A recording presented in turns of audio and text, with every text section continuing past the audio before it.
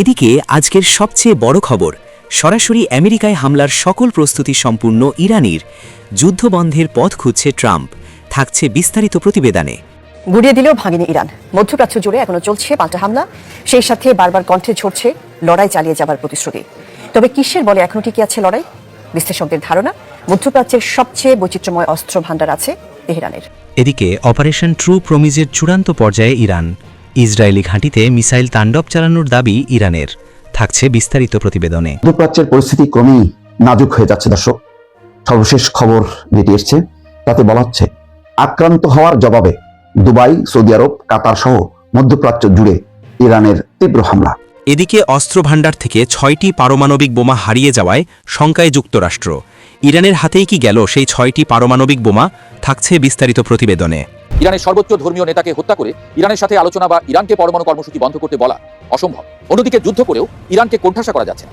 এই অবস্থায় ইসরায়েলের সামনে পরমাণু বোমাই হয়তো একমাত্র বিকল্প থাকবে। তেহরানের আয়তন 730 বর্গ কিলোমিটার। এদিকে ইরান ইস্যুতে জাতিসংঘে যুক্তরাষ্ট্রের সঙ্গে রাশিয়া ও চীনের তীব্র বিতর্ক। থাকছে বিস্তারিত প্রতিবেদনে। কথায় আছে বিপদেই বন্ধুর পরিচয়। মধ্যপ্রাচ্যের মরুভূমিতে যখন যুদ্ধের দামামা বাজছে, তখন ইরান কি আসলেই একা? এতদিন এই প্রশ্ন ঘুরপাক খেলেও এবার দৃশ্যপটে হাজির এক পরাশক্তি। পর্দার আড়াল থেকে রাশিয়ার প্রেসিডেন্ট ভ্লাদিমির পুতিন কি তবে ইরানের হাতে তুলে দিচ্ছেন অজেয় কোনো অস্ত্র? শোনা যাচ্ছে ক্রেমলিনের মাস্টার প্ল্যানে নাকি মার্কিন প্রতিরক্ষা বলয় তাসের ঘরের মতো ভেঙে পড়ার উপক্রম হয়েছে। এদিকে মধ্যপ্রাচ্যে ইরানের তীব্র হামলা, লক্ষ্যবস্তু দুবাই, সৌদি আরব ও কাতার, তছনছ মার্কিন ঘাঁটি। থাকছে বিস্তারিত প্রতিবেদনে।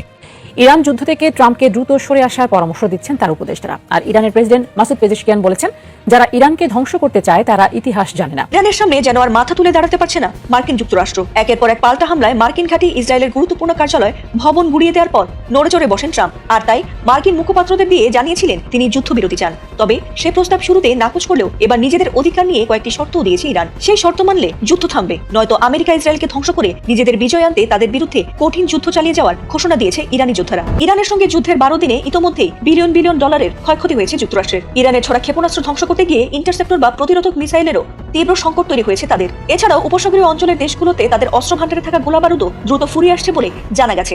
আর সেই সুযোগে এখনো তাদের ঘাঁটিগুলোতে পুরোদমে মিসাইল হামলা করেই চলেছে ইরান। আর তাতে ইরানের সাম্প্রতিক প্রতিশোধমূলক ক্ষেপণাস্ত্র ও ড্রোন হামলায় অন্তত 7 জন মার্কিন সেনা নিহত হয়েছে বলে জানা গেছে। এছাড়া আমেরিকার অন্তত 17টি গুরুত্বপূর্ণ স্থাপনা ক্ষতিগ্রস্ত হয়েছে। যুক্তরাষ্ট্রকে ধ্বংস করতে এবার আরও বিধ্বংসী আক্রমণের ঘোষণা দিয়েছে ইরান। এতদিন শুধু মধ্যপ্রাচ্যের মার্কিন ঘাঁটিগুলোতেই ধ্বংসযজ্ঞ চালিয়ে এসেছে তারা। তবে এবার সরাসরি আমেরিকার ক্যালিফোর্নিয়ায় শক্তিশালী মিসাইল হামলা চালাতে যাচ্ছে ইরানি বাহিনী। এমনকি ইরানের বিরুদ্ধে লড়তে আমেরিকার টমাহক মিসাইল ভান্ডারও ফুরিয়ে এসেছে। যদিও আমেরিকাকে দমাতে আরো 6 মাস ভারী যুদ্ধ চালানোর হুমকি দিয়েছে ইরান। এদিকে রাশিয়ার প্রেসিডেন্ট ভ্লাদিমির পুতিনের সঙ্গে বৈঠকে যুদ্ধবন্ধে রাজি হতে এমন কিছু শর্ত দিয়েছে ইরান যা দখলদার হিসেবে মেনে নিতে আপত্তি রয়েছে ট্রাম্পের। এছাড়াও মধ্যপ্রাচ্যের বিভিন্ন দেশ থেকে নিজেদের গুটিয়ে নিচ্ছে বলেও বিভিন্ন প্রতিবেদনে জানা গেছে। এতে করে বলা হচ্ছে, ইরানের হামলায় অসহায় হয়ে পড়েছে অহংকারী দখলদার দেশ যুক্তরাষ্ট্র। তবে কি ইরানের কাছে হারতে চলেছে ট্রাম্প প্রশাসন? উত্তরটা যদি হ্যাঁ হয়, তাহলে বদলে যাবে গোটা বিশ্বের রাজনীতি সমীকরণ। এদিকে অস্ত্র ভাণ্ডার থেকে 6টি পারমাণবিক বোমা হারিয়ে যাওয়ায় শঙ্কায় যুক্তরাষ্ট্র। ইরানের হাতেই কি গেল সেই 6টি পারমাণবিক বোমা? যুক্তরাষ্ট্রের বিশাল পারমাণবিক অস্ত্র ভাণ্ডার থেকে বিভিন্ন সময়ে হারিয়ে যাওয়া 6টি শক্তিশালী পারমাণবিক বোমা নিয়ে আবারও আন্তর্জাতিক অঙ্গনে উদ্বেগ তৈরি হয়েছে। মার্কিন সামরিক পরিভাষায় পারমাণবিক অস্ত্র সংক্রান্ত দুর্ঘটনাকে ব্রোকেন অ্যারো বলা হয়। এমন মোট 32টি ঘটনার মধ্যে 6টি বোমার অবস্থান এখনও শনাক্ত করা যায়নি। বর্তমানে ইরান ও যুক্তরাষ্ট্রের মধ্যে তীব্র উত্তেজনা এবং ডোনাল্ড ট্রাম্পের পক্ষ থেকে মৃত্যু ও ধ্বংসের হুমকির প্রেক্ষাপটে এই নিখোঁজ অস্ত্রগুলো কোনোভাবে শত্রু রাষ্ট্রের হাতে পৌঁছাতে পারে কিনা তা নিয়ে বিশেষজ্ঞদের মধ্যে নতুন করে উদ্বেগ দেখা দিয়েছে। এরই মধ্যে পারমাণবিক সক্ষমতা সম্পন্ন ডুমসডে প্লেন ইরানের দিকে মোতায়েন করেছে যুক্তরাষ্ট্র। বোয়িং 707 এয়ারফ্রেমের উপর ভিত্তি করে তৈরি এই বিশেষ বিমানগুলো মূলত পারমাণবিক হামলা পরিচালনা করা এবং আকাশ থেকেই পাল্টা সামরিক পদক্ষেপ সমন্বয়ের জন্য তৈরি করা হয়েছে। যুক্তরাষ্ট্রের বক্তব্য হল, তারা যখন এসব বোমার অবস্থান খুঁজে পায়নি, তখন প্রতিদ্বন্দ্বী রাষ্ট্রগুলোর পক্ষেও সেগুলো উদ্ধার করা সহজ হবে না। তবে সমুদ্রের গভীর তলদেশে বা নির্জন এলাকায় পড়ে থাকা এই অস্ত্রগুলো এখনও ভয়াবহ ধ্বংসযজ্ঞ ঘটানোর ক্ষমতা রাখে। একটি বড় শহর ধ্বংস করে লাখো মানুষের প্রাণহানি ঘটানোর সক্ষমতাও এসব বোমার রয়েছে। নিখোঁজ অস্ত্রগুলোর মধ্যে সবচেয়ে আলোচিত ঘটনাগুলোর একটি ঘটে 1958 সালে টাইবি দ্বীপের কাছাকাছি এলাকায়। সে সময় একটি B-47 হাইড্রোজেন বোমান বিমান মাঝ আকাশে অন্য একটি বিমানের সঙ্গে সংঘর্ষে জড়িয়ে পড়ে।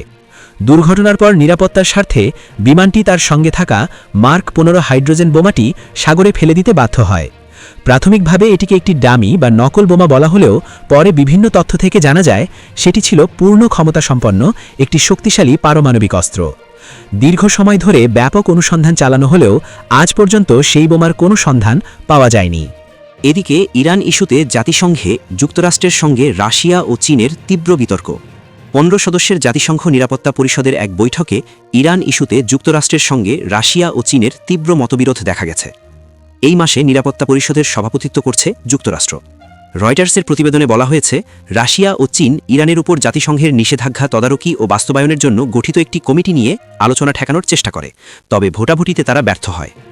প্রস্তাবটি 11-2 ভোটে পাশ হয়, আর 2 দেশ ভোটদানে বিরত থাকে। জাতিসংঘে যুক্তরাষ্ট্রের দূত মাইক ওয়ালস মস্কো ও বেইজিংকে অভিযুক্ত করে বলেন, তারা তথাকথিত 1737 কমিটির কাজ বাধাগ্রস্ত করে তেহরানকে রক্ষা করার চেষ্টা করছে। ওয়ালস বলেন, চীন ও রাশিয়া একটি কার্যকর নিষেধাজ্ঞা কমিটি চায় না, কারণ তারা তাদের অংশীদার ইরানকে রক্ষা করতে চায়। অন্যদিকে জাতিসংঘে রাশিয়ার রাষ্ট্রদূত ভাসিলি নেবেনজিয়া যুক্তরাষ্ট্র ও তার মিত্রদের বিরুদ্ধে অভিযোগ করেন যে তারা ইরান পারমাণবিক অস্ত্র তৈরির পরিকল্পনা করছে এমন অভিযোগ ঘিরে অযথা আতঙ্ক সৃষ্টি করছে, যার কোনো প্রমাণ আন্তর্জাতিক পরমাণু শক্তি সংস্থার প্রতিবেদনে পাওয়া যায়নি। এদিকে চীনের প্রতিনিধি ফু ছং বলেন, ইরানের পারমাণবিক সংকটের জন্য মূলত ওয়াশিংটনই দায়ী।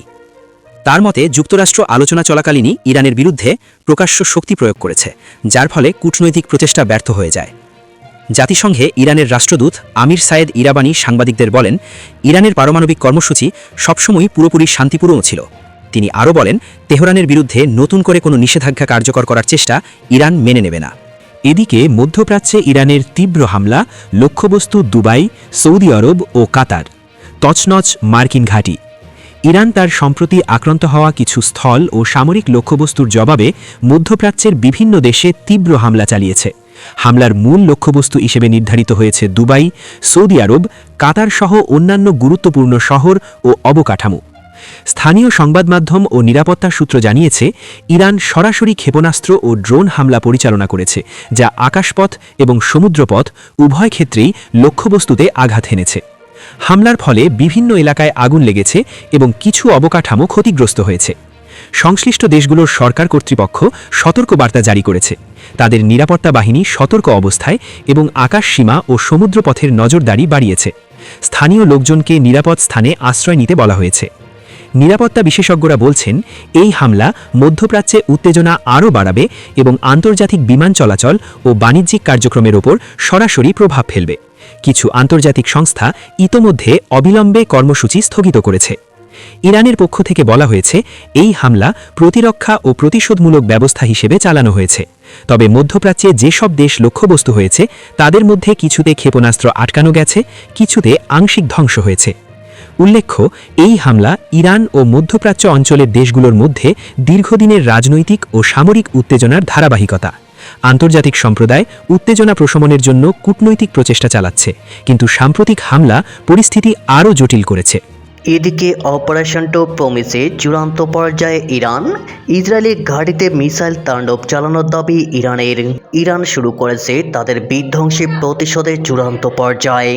অপারেশন প্রমিস 4 এর 41 থেকে 43তম ঢেউ আছড়ে পড়েছে ইসরায়েল এবং মার্কিন সামরিক ঘাঁটিগুলোর উপর। ইরান কি তবে চূড়ান্ত যুদ্ধের দামামা বাজিয়ে দিল? ভোররাতের আকাশ ছেড়ে ধেয়ে আসছে একের পর এক ব্যালিস্টিক মিসাইল। তেহরানের কমান্ড সেন্টার থেকে ঘোষণা এলো নতুন স্লোগান ও CBR in punishment. General Hossein Salami সহ অন্যান্য শহীদের রক্তের বদলা নিতে 43তম ঢেউয়ের এই আক্রমণে কেঁপে উঠেছে বাহরাইন থেকে তেল আবিব। ইরানি বাহিনী জানিয়েছে, এবারের আঘাত কেবল সতর্কবার্তা নয়, বরং শত্রুর বিনাশের শুরু। বাহরাইনের মিনা সালমান মার্কিন ৫ম নৌবহর এর প্রধান কার্যালয় এখন ধ্বংসস্তূপে পরিণত হওয়ার পথে। ইরানের তৈরি লয়টারিং অ্যাটাক ড্রোন এবং মিসাইল সরাসরি আঘাত হেনেছে মার্কিন ড্রোন প্রতিরক্ষা ব্যবস্থার উপর, বাজানি জ্বালানি ডিপো এবং ড্রোন রক্ষণাবেক্ষণ কেন্দ্রগুলো।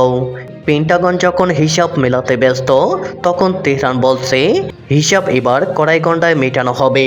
তেল আবিব এবং এইলাতে দখলদার ইসরায়েলের এই দুই প্রাণকেন্দ্র এখন জ্বলছে। আকাশ প্রতিরক্ষা ব্যবস্থা আয়রন ডোমকে ফাঁকি দিয়ে একের পর এক আছড়ে পড়ছে 1 টন ওজনের যুদ্ধাস্ত্রবাহী ইরাত এবং খেইবার শেখান মিসাইল। মধ্যরাতেও সাইরেনের আর্তনাদে ঘুম ভেঙেছে ইসরায়েলি নাগরিকদের। পালানোর জায়গা নেই, কারণ আঘাত আসছে আকাশ এবং সমুদ্র উভয় দিক থেকে। এর ঠিক কয়েক ঘন্টা আগে মধ্যপ্রাচ্য প্রত্যক্ষ করেছে 42তম ঢেউয়ের তাণ্ডব। লাব্বাইক খামিনি স্লোগানে মুখরিত সেই অভিযানে ব্যবহার করা হয়েছে অত্যাধুনিক ফাত্তা হাইপারসনিক মিসাইল। যুদ্ধের শহীদদের স্মরণে উৎসর্গ করা এই হামলায় টার্গেট ছিল তেল আবিবের কেন্দ্রস্থল। ইরানের দাবি, তাদের লক্ষ্যভেদী ক্ষেপণাস্ত্রগুলো কোনো বাধা ছাড়াই নির্দিষ্ট লক্ষ্যে আঘাত হানতে সক্ষম হয়েছে। 41তম ঢেউয়ের অপারেশনটির নাম দেওয়া হয়েছিল টুওয়ার্ডস আল হুদ। এই দফায় ইরানের টার্গেট ছিল সংযুক্ত আরব আমিরাতের আহমেদ আল জাবের এবং আল দাবরা বিমান ঘাঁটিতে থাকা মার্কিন মেরিল সেনাদের আবাসন। এমনকি ইরানের পশ্চিম সীমান্তের ওপারে থাকা মার্কিন মোবাইল বেসগুলোকেও ধুলোয় মিশিয়ে দিয়েছে আইআরজিসির ক্লাস্টার ওয়ারহেডযুক্ত ক্ষেপণাস্ত্র। মধ্যপ্রাচ্যের পরিস্থিতি ক্রমেই নাজুক হয়ে যাচ্ছে দর্শক। সর্বশেষ খবর যেটি এসছে তাতে বলা হচ্ছে, আক্রান্ত হওয়ার জবাবে দুবাই, সৌদি আরব, কাতার সহ মধ্যপ্রাচ্য জুড়ে ইরানের তীব্র হামলা। ইরানের পক্ষে লেবানন এবং ইরাক থেকে যুদ্ধ চলছে এবং সেখানে সামরিক ঘাঁটিগুলোতে হামলা চলছে। ইরাক প্রান্ত থেকে আমেরিকা এবং লেবানন প্রান্ত থেকে ইসরায়েল। ফলে তীব্রতা বাড়ছে, ছড়িয়ে যাচ্ছে দিনকে দিন। যুক্তরাষ্ট্র এবং ইসরায়েল অব্যাহত হামলা চালিয়ে যাচ্ছে ইরানের রাজধানী তেহরানে। শুক্রবার এই যুদ্ধের 14তম দিন, তার মানে 2 সপ্তাহ হয়ে গেল। এদিন ইরানের কাশান, ইস্পাহান, কোম এবং আরাকে হামলা হয়েছে। তেহরানের নিরাপত্তা বিষয়ক স্থাপনা এবং বাসিস মিলিশিয়াদের লক্ষ্য করে ড্রোন হামলা হয়েছে। জবাবে Islamic revolutionary guard corps IRGC পাল্টা হামলা করেছে। তারা বলেছে ইসরায়েলকে টার্গেট করে তারা 44টি হামলা করেছে। এখানে শেষ নয়, মধ্যপ্রাচ্য জুড়ে ইসরায়েল এবং মার্কিন লক্ষ্যবস্তুতে তীব্র হামলা করেছে ইরান। দুবাইয়ে ক্ষেপণাস্ত্র নিক্ষেপ করেছে তারা। সৌদি আরব, কাতারেও হামলা হয়েছে। দুবাইয়ে হামলার পর বুর্জ খলিফা ভবনের উপর দিয়ে গাঢ় ধোঁয়া উঠতে দেখা গেছে। সৌদি আরবের রাজধানী রিয়াদে কূটনৈতিক অঞ্চলে ড্রোন হামলা হয়েছে।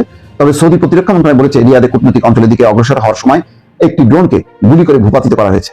এর আগে মন্ত্রণালয়ের এক মুখপাত্র দাবি করেন, তারা দেশটির মধ্য এবং পূর্বাঞ্চলে আরো 8টি ড্রোন গুলি করে নামিয়েছে। ইরাকি গোষ্ঠী মার্কিন সামরিক বিমান ধ্বংসের দাবি করেছে।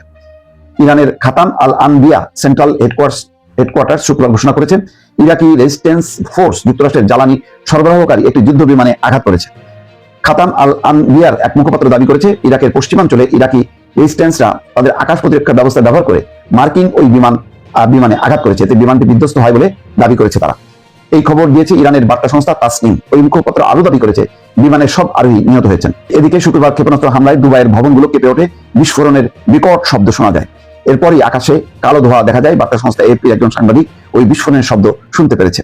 এদিকে সৌদি প্রতিরক্ষা মন্ত্রণালয় বলেছে, দেশটির পূর্বাঞ্চলে 2টি ড্রোন হামলা হয়েছে, তবে তা প্রতিহত করা হয়েছে।